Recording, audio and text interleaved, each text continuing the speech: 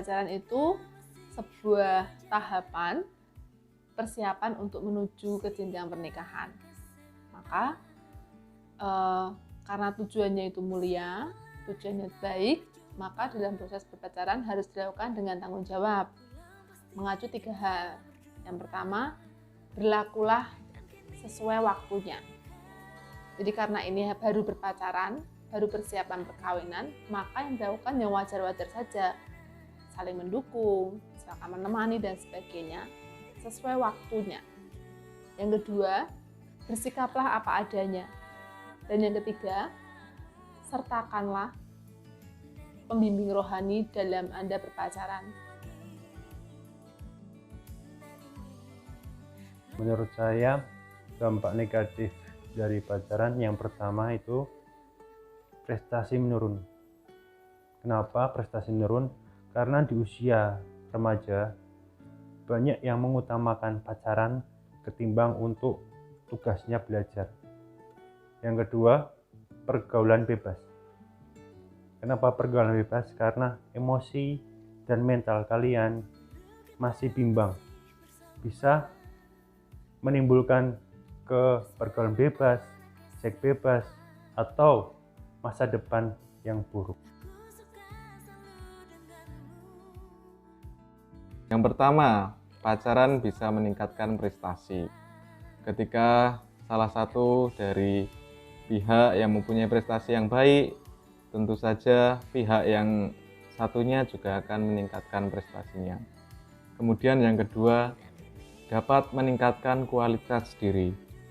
Seseorang yang berpacaran tentunya akan meningkatkan penampilannya. Tapi di sini tidak hanya penampilan yang kita tingkatkan, tetapi kualitas diri kita. Dengan meningkatkan sikap kita menjadi lebih baik, mengembangkan sikap kita menjadi karakter yang lebih baik tentunya.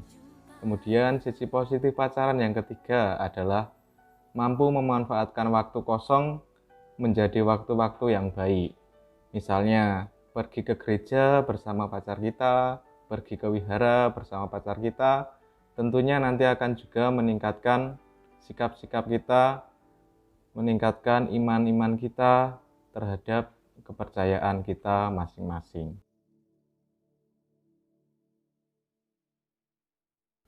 Hah? Pacaran saat SMA? Boleh dong. Pacaran kan untuk mengenal sifat dari lawan jenis kita, karakter, kepribadian. Tapi ingat, seperti yang dibilang Pak Gun tadi, sisi-sisi positif, dan ingat, batasan pacaran juga harus jelas dan tegas agar tidak saling merugikan.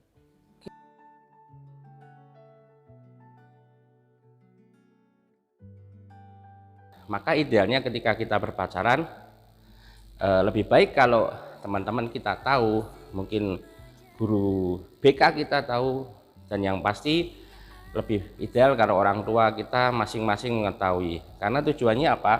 Karena di dalam proses kita berpacaran tidak semuanya semulus hubungan yang kita pikirkan.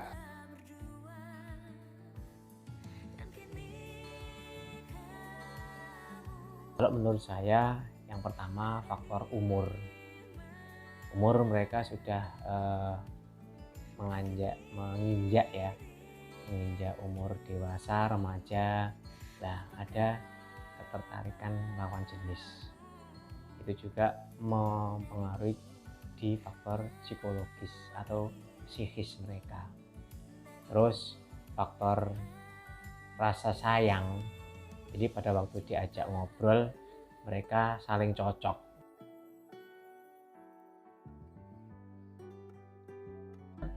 Seharusnya pacaran itu harus saling menguatkan, menyemangati, dan diskusi, menemukan jalan keluar bersama, tumbuh bersama, memikirkan hal-hal yang baik, dan tidak boleh saling melecehkan dengan alasan pemenuhan keinginan jasmani. Jadi yakinlah bahwa ketika kita berpacaran dengan baik, maka itu akan menghasilkan sesuatu yang baik.